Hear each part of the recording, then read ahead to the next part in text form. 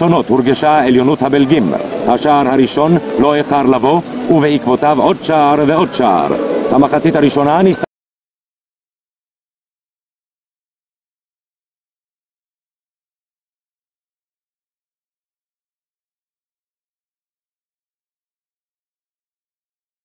תוצאה 3-0 לטובת האורחים.